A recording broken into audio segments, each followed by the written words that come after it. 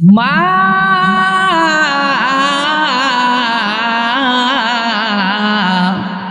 মা মা বলে কান্দে, সন্তান ডাক দেয়া বলে মাগো বিদেশ থেকে আসিয়া টাকা নিয়ে আসলাম। এই মা আজকে টাকার অভাব নাই, আমার গাড়ির অভাব নাই। মাগো আমি না তোমাকে টেলিফোন করলাম, মাগো তুমি তো আমার সাথে টেলিফোনে কথা বলেছ। এই মা আজকে পৃথিবী থেকে তুমি বিদায় হয়ে গেলে গো, আম্মা গো এই টাকা পয়সা দিয়ে আমি কি করব? ও আম্মা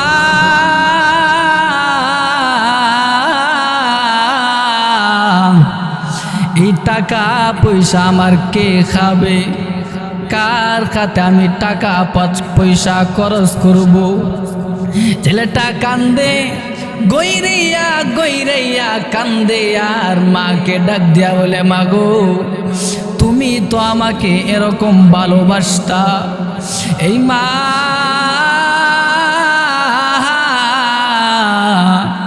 বিদেশ থেকে টেলিফোন করছিলাম, আম্মা গো তুমি আমাকে বলছিলা সন্তান তাড়াতাড়ি আয় তাড়াতাড়ি আয়, তোর চেহারা দেখার জন্য আমি মার মনে শুধু ছটফট করে। মাগো আমি তোমাকে বলছিলাম আম্মা গো আমি টিকেট করেছি তোমার কাছে ফিরে আসব। এই মা তোমাকে আমি জিজ্ঞাসা করেছিলাম মা বলো বলো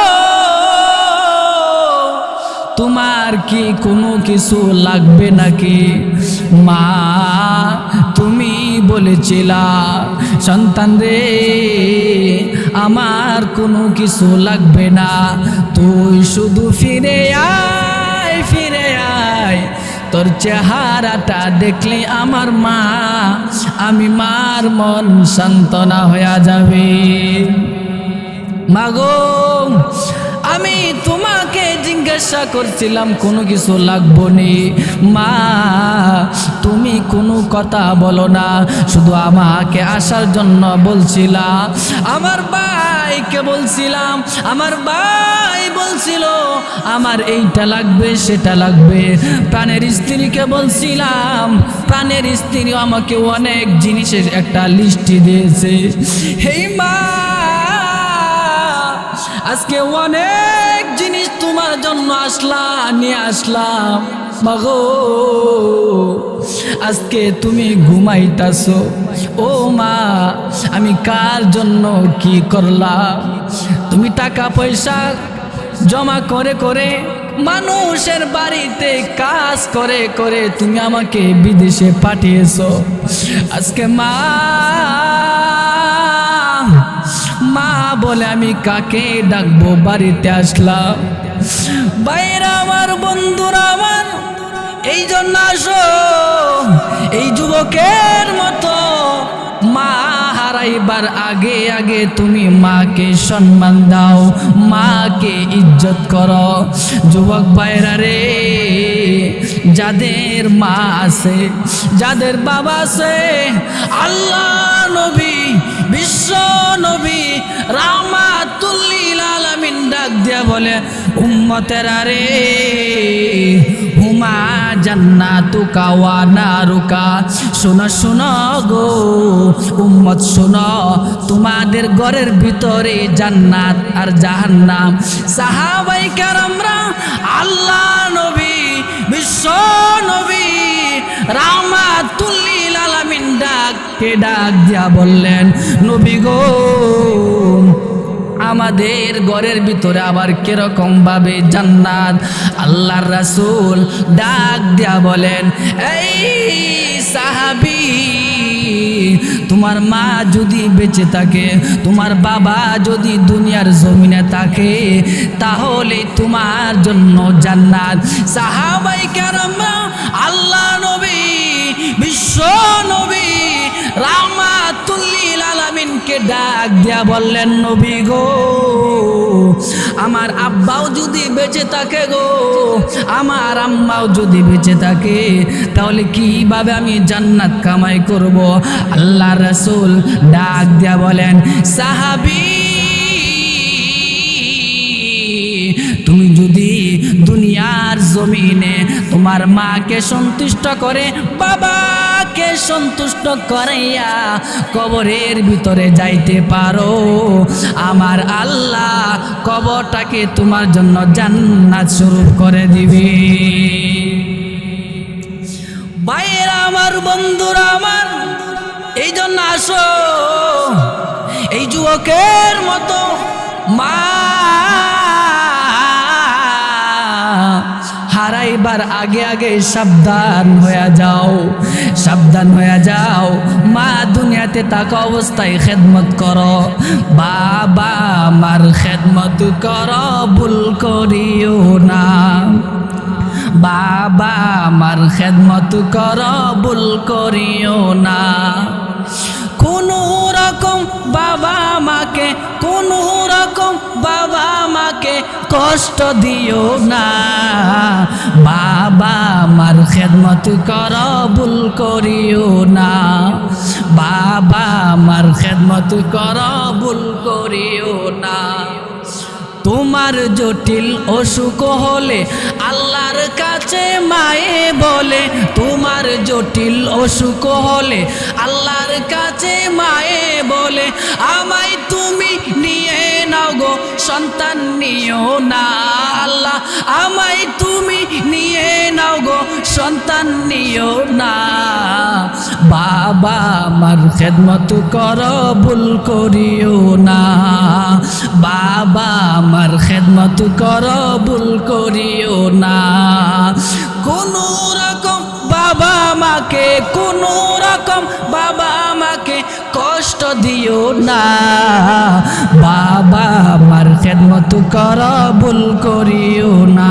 বাবা মা বাবার খেদমত করো, ভুল করিও না। ভাইয়েরা আমার, বন্ধুরা আমার, আল্লাহ নবী, বিশ্ব নবী রাহমাতুল লিল আলামিনের কাছে একজন সাহাবী আসিয়া বলল, নবী গো, আমার আব্বাও আছে, আম্মাও আছে, ইয়া রাসূলুল্লাহ, ইয়া হাবিবাল্লাহ, আল্লাহ নবী গো, আমি কার বেশি খেদমত করব? আল্লাহ নবী ডাক দিয়া বলেন, সাহাবী রে, তুমি তোমার মার খেদমত করবা। দ্বিতীয়বার আল্লাহ নবীকে ডাক দিয়া বললেন, নবী গো, এরপরে আমি কার খেদমত করব? আল্লাহ নবী, বিশ্ব নবী রাহমাতুল লিল আলামিন ডাক দিয়া বললেন, সাহাবী রে, উম্মুকা, তুমি তোমার মার খেদমত করবা। দ্বিতীয়বার আবার সাহাবী প্রশ্ন করলো, ওগো নবীজি, এরপরে আমি কার খেদমত করব? আল্লাহ নবী ডাক দিয়া বলেন, সাহাবী শুনো শুনো গো, তুমি তোমার মার খেদমত করবা। ভাইরা আমার, বন্ধুরা আমার, আল্লাহ নবী, বিশ্ব নবী রাহমাতুল লিল আলামিন চতুর্থবার আবার সাহাবী নবীকে প্রশ্ন করলো, নবী গো, চতুর্থবার আমি কার খেদমত করব? আল্লাহ নবী ডাক দিয়া বলেন, রে সাহাবী,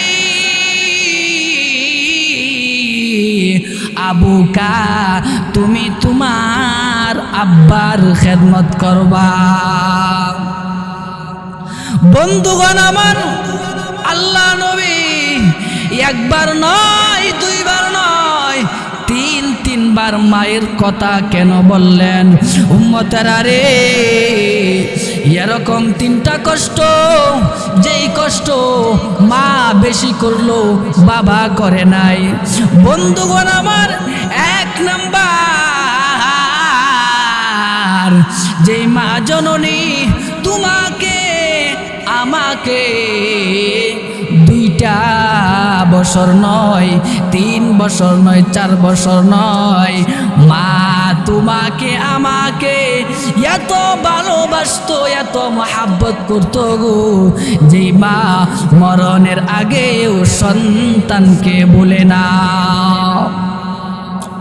বন্ধুগণ আমার, আল্লাহ নবী 3 বার মায়ের খেদমতের কথা কেন বললেন? এবার নবী ডাক দিয়া বলে, সাহাবীরা শুনো শুনো গো, 3টা কষ্ট মা বেশি করলো, এই 3টা কষ্ট বাবা করে নাই, তাহলে এই 3টা কষ্ট কি? 1 নাম্বার কষ্ট হলো যে মা জননী তোমাকে আমাকে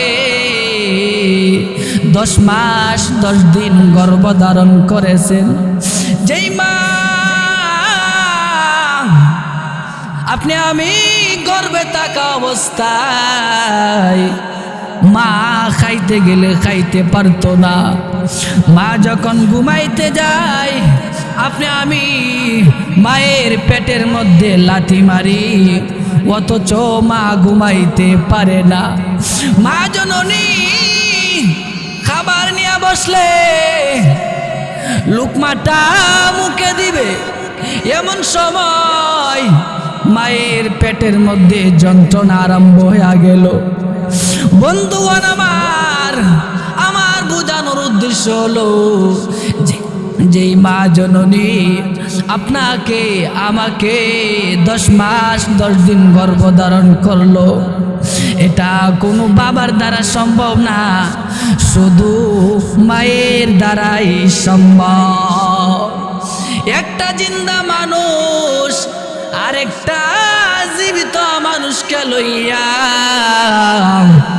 মা হাঁটতে পারে না, চলতে পারে না, চক্কর দিয়া পড়ে যায়। এই মা জননী এই কষ্টটা করলো, কোনো বাবাই কষ্টটা করে নাই। 2 নাম্বার হলো যেই মা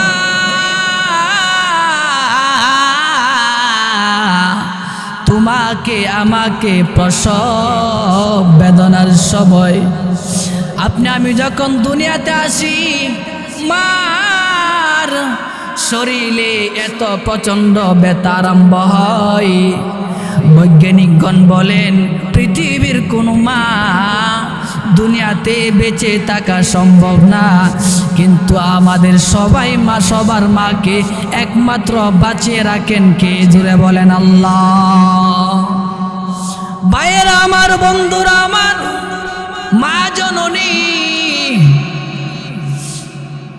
প্রসব বেদনার সময় মা স্বামীর কাছে গিয়া বলেন, স্বামী গো, এত বছর ধরে আপনার সাথে ঘর সংসার করলাম, আর কিছুদিন পরে গো আপনার সন্তান দুনিয়াতে আসবে, আমি বাঁচতেও পারি মরতেও পারি, স্বামী আমার মেহেরবানি করে আপনি আমাকে ক্ষমা করে দিন। বন্ধুগণ আমার, শ্বশুর শাশুড়ির কাছে আপনি আমার মা গিয়া বলেন, মাগো ও আমার আব্বা, যদি কোনো ভুল বেয়াদবি হয়ে থাকে মেহেরবানি করে গো আপনি আমাকে মাফ করে দিন। এই মা, এই আব্বা, আপনার সাথে কতদিন যাবত আমি চলাফেরা করলাম, বাবা গো আর কিছুদিন পরে আপনার নাতনি দুনিয়াতে আসবে, প্রসব বেদনার সময় কত মা জননী এই পৃথিবী থেকে চলে যায়, আম্মা গো আমি যে দুনিয়াতে বাঁচবো তারও কোনো গ্যারান্টি নাই। এই মা মেহেরবানি করে আপনার কাছে আমি মাপ চাই, ক্ষমা চাই, আমাকে আপনি মাফ করে দিবেন। বন্ধুগণ আমার, ডেলিভারির সময় যখন হয়ে যায় পৃথিবীর জমিনে কত মা এই দুনিয়ার জমিন থেকে বিদায় হয়ে যায়, একমাত্র প্রসব বেদনার কারণে। এই কষ্টটা পৃথিবীর কোনো বাবা করে নাই, একমাত্র এই কষ্টটা তোমার আমার মা করেছে। বন্ধুগণ আমার, এই জন্য বলি তিনটা কষ্ট মা বেশি করলো, পৃথিবীর কোনো বাবা করে নাই। তার মধ্যে একটা হলো আপনাকে আমাকে যেই মা জননী গর্ভধারণ করেছে, পৃথিবীর কোনো বাবা করে নাই। 2 নাম্বার হলো প্রসব বেদনার সময় যে কষ্টটা কলস কলস রক্ত মা জমিনের মধ্যে দিয়েছে, এটা কোনো বাবা করে নাই, শুধু মার দ্বারা সম্ভব। 3 নাম্বার আল্লাহ নবী ডাক দিয়ে বলেন, সাবিরে যেই মা